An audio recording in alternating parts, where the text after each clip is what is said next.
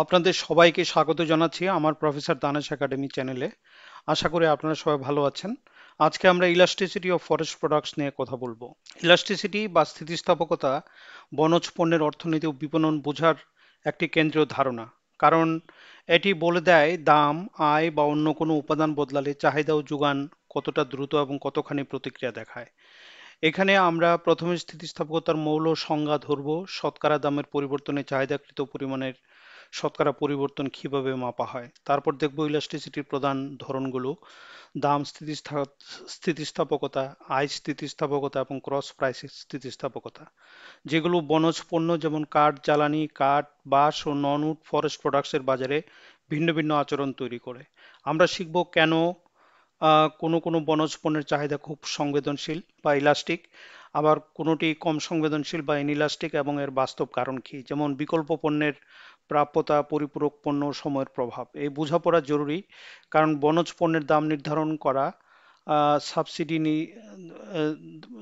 বনজ পণ্যের দাম নির্ধারণ, কর বা সাবসিডি নীতি, বন ব্যবস্থাপনা এবং টেকসই বিপণন কৌশল সরাসরি ইলাস্টিসিটির উপর নির্ভর করে। এরপর আমরা ইলাস্টিসিটি মাপার কয়েকটি গুরুত্বপূর্ণ পদ্ধতি হাতে কলমে বুঝবো: percentage method, total revenue expenditure method, point to arc elasticity, graphical method এবং ঐতিহাসিক ডেটা দিয়ে রিগ্রেশন বিশ্লেষণ।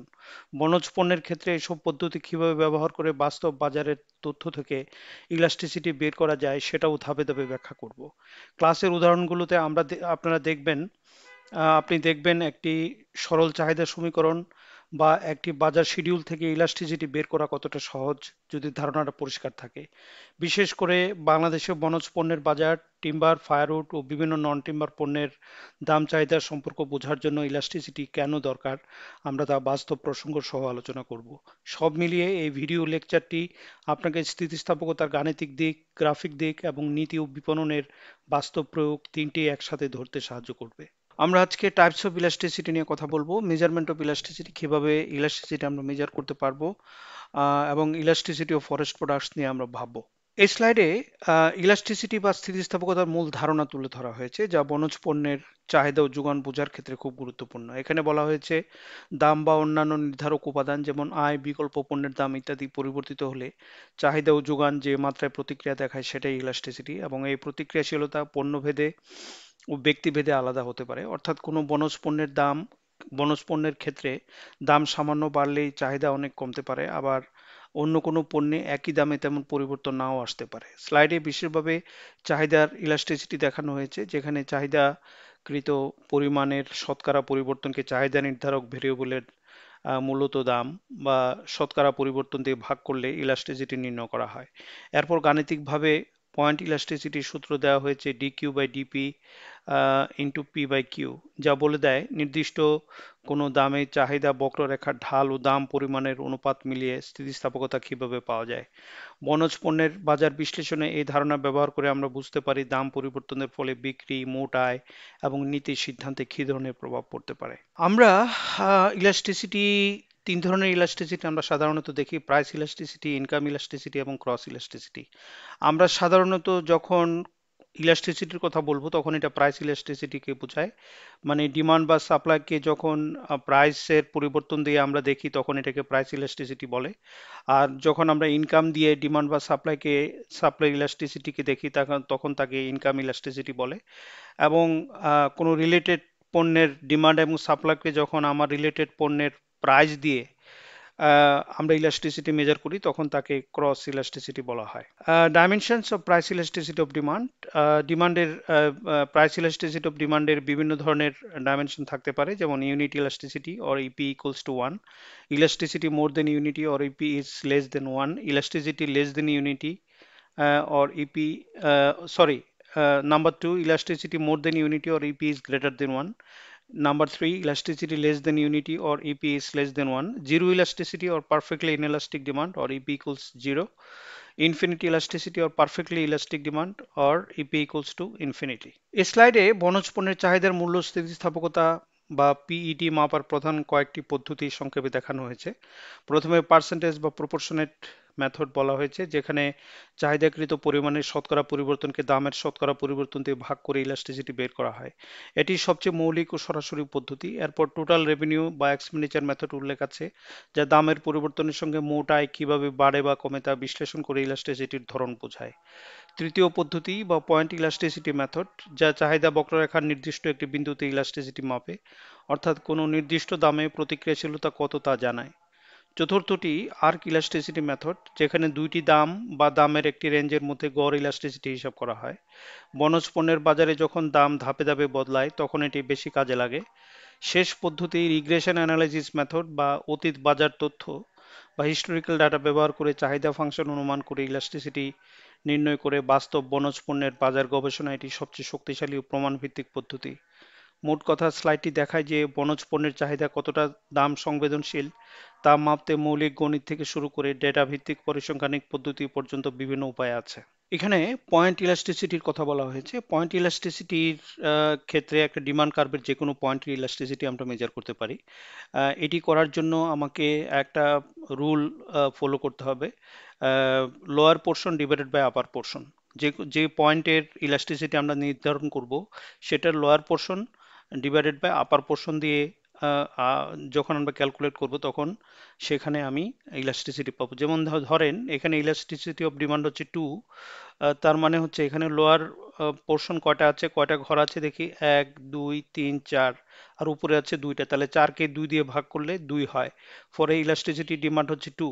আর এখানে হচ্ছে ইলাস্টিসিটি অফ ডিমান্ড, এখানে নিচেও আছে 3টা ঘর, উপরেও আছে 3টা ঘর, তাহলে 3/3 ইকুয়ালস টু 1। আর এখানে ইলাস্টিসিটি মেজারমেন্টের মান হচ্ছে 0.5। তার মানে এটা কি বোঝাচ্ছে, এখানে লোয়ার পোর্শন হচ্ছে 2 আর আপার পোর্শন হচ্ছে 4, তাহলে 2কে যদি আমরা 4 দিয়ে ভাগ করি তাহলে 0.5 আসে। এইভাবে আমরা পয়েন্ট ইলাস্টিসিটি মেজার করতে পারি। তাহলে পয়েন্ট ইলাস্টিসিটির ক্ষেত্রে আমরা যে জিনিসটা দেখি, এটা হচ্ছে ইউনিটের ইলাস্টিসিটি, বা এখানে ইলাস্টিসিটির মান 1 থাকে। তার উপরের যে অংশটা সেটা হচ্ছে ইলাস্টিক রেঞ্জ এবং নিচের অংশটা হচ্ছে ইনইলাস্টিক রেঞ্জ, আর এটা হচ্ছে ইউনিটারি ইলাস্টিক। এই স্লাইডে চাহিদা রেখার পয়েন্ট ইলাস্টিসিটির বৈশিষ্ট্যগুলো ব্যাখ্যা করা হয়েছে, যা বনজ পণ্যের দাম চাহিদা বিশ্লেষণে খুব কাজে লাগে। প্রথমে বলা হয়েছে চাহিদা রেখায় বাম দিক থেকে ডান দিকে গেলে ইলাস্টিসিটি কমতে থাকে, কারণ এই দিকে আসার সাথে সাথে দাম কমে এবং পরিমাণ চাহিদা বাড়ে, ফলে শতকরা প্রতিক্রিয়া তুলনামূলকভাবে ছোট হয়। অর্থাৎ উচ্চ দামের এলাকায় কম পরিমাণে মানুষ দাম পরিবর্তনে বেশি সংবেদনশীল থাকে, আর নিম্ন দামের এলাকায় বেশি পরিমাণে সংবেদনশীলতা কমে যায়। স্লাইডে আরো বলা হয়েছে চাহিদা বক্ররেখা, চাহিদা রেখার মাঝখানের বিন্দুতে চাহিদা হয় ইউনিট ইলাস্টিক, মানে দামের শতকরা পরিবর্তন আর পরিমাণের শতকরা পরিবর্তন সমান হয়। মাঝ বিন্দুর উপরে থাকা অংশে চাহিদা ইলাস্টিক, অর্থাৎ দাম সামান্য বদলালেই পরিমাণ তুলনামূলকভাবে বেশি বদলায়। আর মাঝ বিন্দুর নিচে থাকা অংশে চাহিদা ইনইলাস্টিক, যেখানে দামের পরিবর্তনে পরিমাণ খুব বেশি বদলায় না। বনজ পণ্যের বাজারে এর মান হলো উচ্চ দামের সময় কাঠ বা জ্বালানি কাঠের চাহিদা দামের প্রতি বেশি সংবেদনশীল হতে পারে, কিন্তু দাম কমে গেলে চাহিদা তুলনামূলকভাবে স্থিতিশীল হয়ে পড়ে। এখানে আমরা দেখতে পাচ্ছি পারফেক্টলি ইনএলাস্টিক ডিমান্ড, এটা একটা ভার্টিক্যাল লাইন হয়ে যাচ্ছে, কারণ এখানে দেখা যাচ্ছে আপনার দামের পরিবর্তন হওয়া সত্ত্বেও এখানে ডিমান্ডের কোনো পরিবর্তন হচ্ছে না, এই জন্য এটাকে পারফেক্টলি ইনএলাস্টিক ডিমান্ড বলা হচ্ছে। তো এটা মনে রাখতে হবে, পারফেক্টলি ইনএলাস্টিক ডিমান্ডের ক্ষেত্রে ডিমান্ড কার্ভটা একটা ভার্টিক্যাল লাইন হয়। পারফেক্টলি ইলাস্টিক ডিমান্ড যখন হয়, এর আগেরটা হচ্ছে পারফেক্টলি ইনএলাস্টিক ডিমান্ড, আর পারফেক্টলি ইলাস্টিক ডিমান্ড যখন হয় তখন দামের অল্প পরিবর্তনেও ডিমান্ডের ব্যাপক পরিবর্তন হয়ে যায়, ফলে লাইনটা একটা হরিজন্টাল লাইনের মতো দেখায়। এটাকে, এই জন্য এটাকে পারফেক্টলি ইলাস্টিক ডিমান্ড বলে। তাহলে যদি আমরা এই দুইটা জিনিস যদি বুঝতে পারি, তাহলে রিলেটিভলি ইনএলাস্টিক ডিমান্ডটাও বুঝতে পারবো। এখানে রিলেটিভলি ইনএলাস্টিক ডিমান্ড হচ্ছে, আমরা জানি পারফেক্টলি ইনএলাস্টিক ডিমান্ড হচ্ছে একটা ভার্টিক্যাল লাইন, তাহলে ভার্টিক্যাল লাইনের কাছাকাছি যদি কোনো রেখা থাকে তাহলে সেটাকে আমরা রিলেটিভলি ইনএলাস্টিক ডিমান্ড বলতে পারি। আর পারফেক্টলি ইলাস্টিক ডিমান্ডের ক্ষেত্রে যেরকম রেখাটি হরিজন্টাল হয়, এটার পাশাপাশি বা আশেপাশে যদি কোনো রেখা থাকে তাহলে সেটাকে আমরা রিলেটিভলি ইলাস্টিক ডিমান্ড বলতে পারি। জেনারেল ট্রেটস অফ ইলাস্টিসিটি, এই স্লাইডে স্থিতিস্থাপকতার সাধারণ বৈশিষ্ট্যগুলো তুলে ধরা হয়েছে, যা বনজ পণ্যের বাজার বিশ্লেষণও একইভাবে প্রযোজ্য। এখানে বলা হয়েছে কোনো পণ্যের চাহিদা কতটা স্থিতিস্থাপক হবে তা কয়েকটি বিষয়ের উপর নির্ভর করে, বিশেষ করে ভালো বিকল্প পণ্যের প্রাপ্যতা এবং যে সময়সীমার মধ্যে ইলাস্টিসিটি মাপা হয়। যদি কোনো বনজ পণ্যের যেমন নির্দিষ্ট কাঠ বা জ্বালানি কাঠ ভালো বিকল্প বাজারে সহজে পাওয়া যায়, তাহলে তার চাহিদা সাধারণত বেশি স্থিতিস্থাপক হয়। কারণ দাম বাড়লে ক্রেতারা সেই পণ্য ছেড়ে দ্রুত অন্য বিকল্পে চলে যেতে পারে। স্লাইডে আরো বোঝানো হয়েছে যে বিকল্প যত বেশি ঘনিষ্ঠ বা কাছাকাছি হবে, ইলাস্টিসিটিও তত বেশি হবে। অর্থাৎ একটার দামের পরিবর্তন অন্যটার চাহিদায় বড় প্রভাব ফেলবে।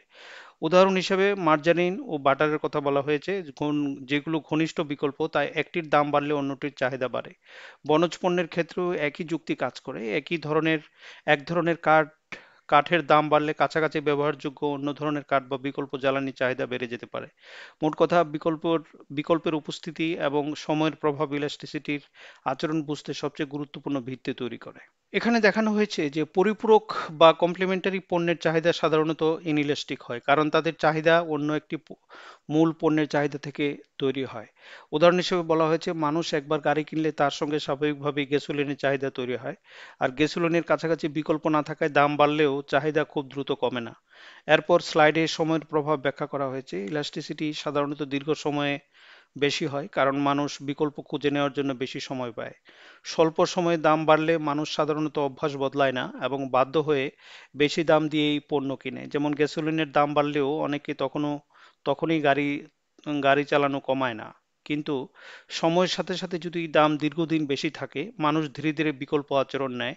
যেমন বেশি জ্বালানি সাশ্রয়ী গাড়ি কেনা, ফলে গ্যাসোলিনের চাহিদা কমে যায়। বনজ পণ্যের ক্ষেত্রেও একই যুক্তি প্রযোজ্য। যেমন রান্নার জ্বালানি হিসেবে জ্বালানি কাঠ ও চুলা পরিপূরক হলে কাঠের দাম হঠাৎ বাড়লেও স্বল্প সময়ে চাহিদা খুব কম নাও হতে পারে। কিন্তু দীর্ঘ সময়ে মানুষ গ্যাস, বিদ্যুৎ, উন্নত চুলার মতো বিকল্পে সরে গিয়ে চাহিদা কমাতে পারে। মোট কথা, পরিপূরক পণ্য হওয়া এবং বিকল্প খুঁজে পাওয়ার জন্য সময় পাওয়া, এই দুইটি বিষয় বনজ পণ্যের ইলাস্টিসিটি বোঝার গুরুত্বপূর্ণ ভিত্তি। Point versus arc elasticity. আমরা পয়েন্ট ইলাস্টিসিটির কথা আগে বলেছি। পয়েন্ট হচ্ছে একটি ডিমান্ড কার্ভের যে কোনো পয়েন্টের ইলাস্টিসিটি আমরা যখন মেজার করি তখন এটাকে পয়েন্ট ইলাস্টিসিটি বলে। আর আর্ক হচ্ছে ডিমান্ড কার্ভের একটা নির্দিষ্ট রেঞ্জের মধ্যে যখন আমরা ইলাস্টিসিটি বের করি তখন সেটাকে আর্ক ইলাস্টিসিটি বলা হয়। আর্ক ইলাস্টিসিটি বের করার সময় আমরা মিড পয়েন্ট পদ্ধতি ব্যবহার করি। কারণ আর্ক ইলাস্টিসিটির মধ্যে যে আর্ক থাকে, সে আর্কের প্রাইসের ডিমান্ড আর প্রাইসের যে মিড পয়েন্ট এবং কোয়ান্টিটির যে মিড পয়েন্ট থাকে, সেগুলো দিয়ে ক্যালকুলেট করে আমরা আর্ক ইলাস্টিসিটি বের করি।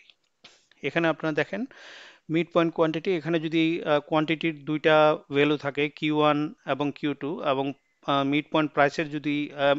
প্রাইসের যদি দুইটা পয়েন্ট থাকে, P1 এবং P2, তাহলে মিড পয়েন্ট কোয়ান্টিটির মিড পয়েন্ট হচ্ছে Q1 প্লাস Q2 বাই 2, এবং মিড পয়েন্ট প্রাইস হবে P1 প্লাস P2 বাই 2।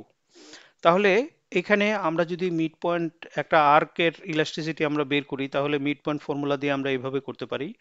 এখানে Q2 minus Q1 by mid point quantity by P2 minus P1 by mid point price. এভাবে আমরা price elasticity of demand বের করতে পারি।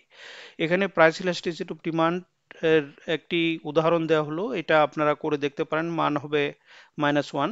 এখানে Q1 হচ্ছে 50, Q2 হচ্ছে 100, P1 হচ্ছে 4, P2 হচ্ছে 2।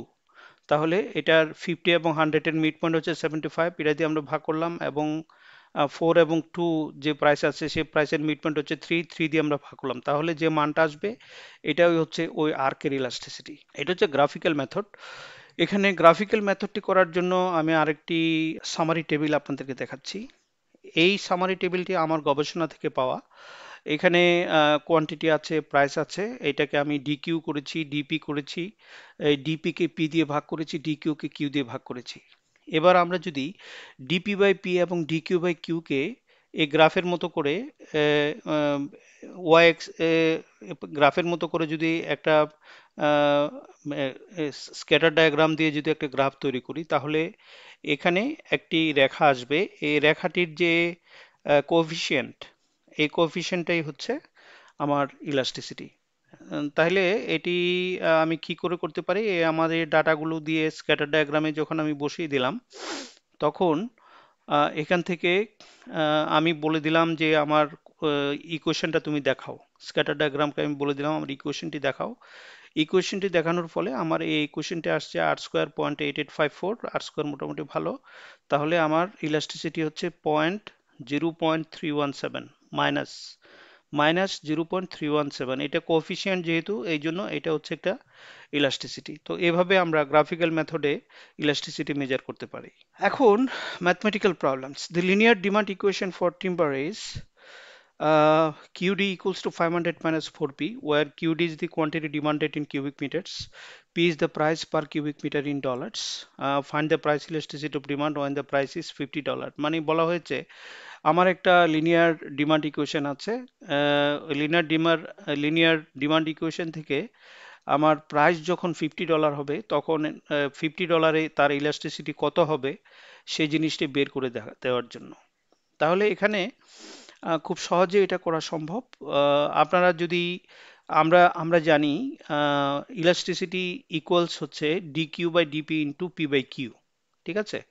তাহলে এখানে ডিকিউ বাই ডিপির মান কি? ডিকিউ বাই ডিপির মান হবে -4। আমি যদি ডিফারেন্সিয়েশন করি তাহলে ওই ইকুয়েশনটাকে যদি ডিফারেন্সিয়েশন করি তাহলে ডিকিউ বাই ডিপি হচ্ছে এখানে -4। তাহলে আমি যদি এবার dq by dq by dp into p by q, p এর মানটা যদি আমি 50 বসিয়ে দিই, কিউ এর মানটা যদি 500 -4 ইন্টু 50 দিই, তাহলে আমার যে মানটা আসবে, টোটাল যে মানটা আসবে, ওই মানটাই হচ্ছে আমার ইলাস্টিসিটি। এখানে আপনারা ক্যালকুলেশন করলে এটা বুঝতে পারবেন। এভাবে আমরা এইটার ইলাস্টিসিটি বের করতে পারবো। একই রকম ভাবে এটা আপনারা করে দেখবেন যে আমার যদি একটা demand function for a non timber forest product is given by qd equals to 1000 minus 20p plus 0.5p square, তাহলে আমার প্রশ্ন হচ্ছে calculate the price elasticity of demanded p is equal to 30, find the price elasticity of demanded p equals to 50। এখানে দুইটা প্রাইসের ক্ষেত্রে আপনাকে elasticity বের করতে হবে। Determine if the demand is elastic, inelastic or unitary elastic at both prices। তাইলে এখানেও ডিকিউ বাই ডিপি যদি আমরা বের করি তাহলে আমার মান আসবে -20 প্লাস পি, ঠিক আছে? -20 প্লাস পি, এটা আমার ডিকিউ বাই ডিপি আসবে।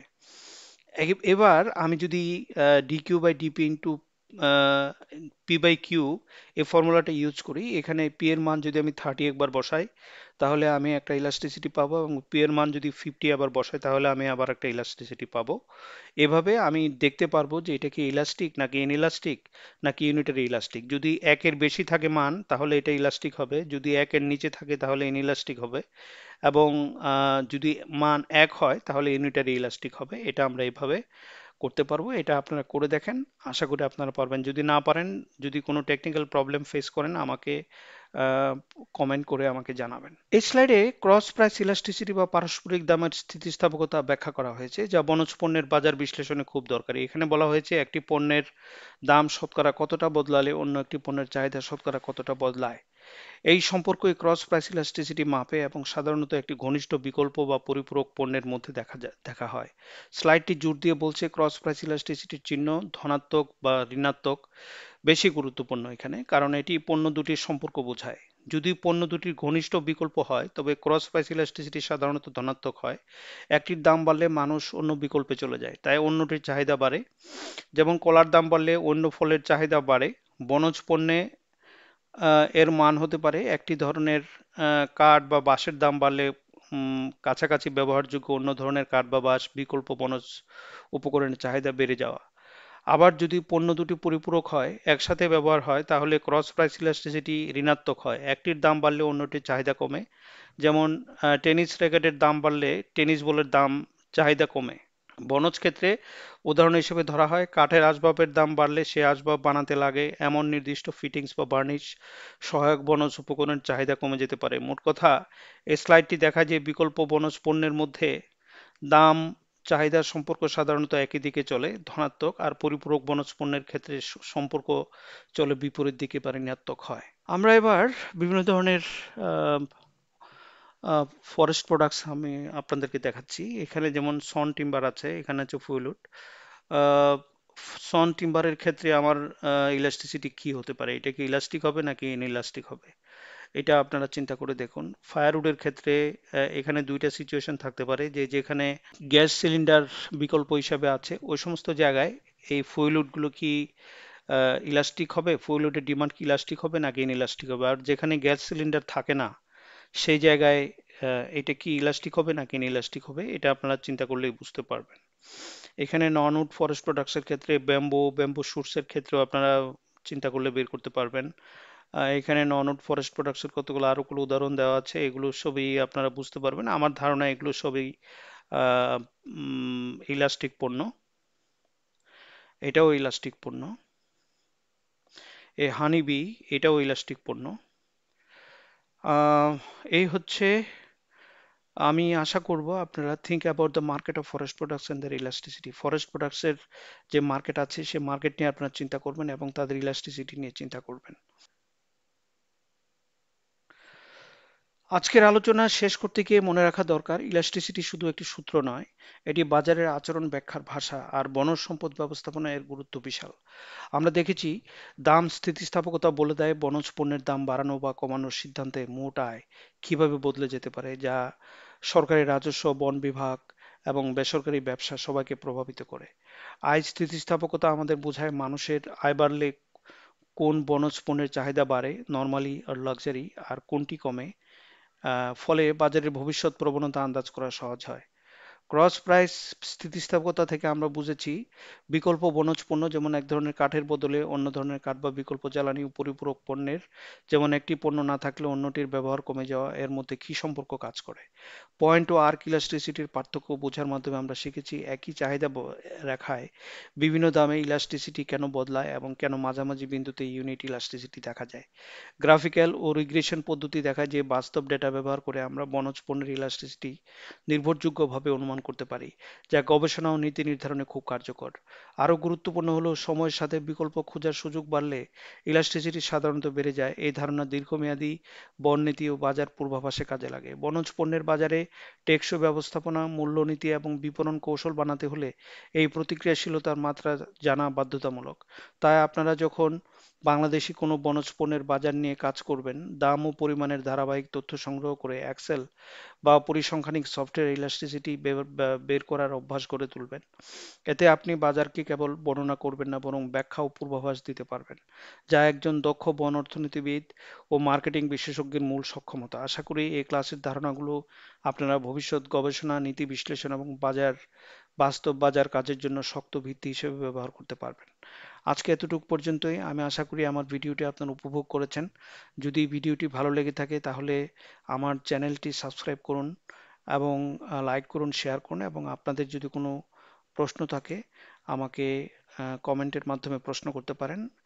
আমি এই বলে সবাই ভালো থাকুন এই প্রত্যাশায় আমার ভিডিওটির এখানে সমাপ্তি ঘোষণা করছি।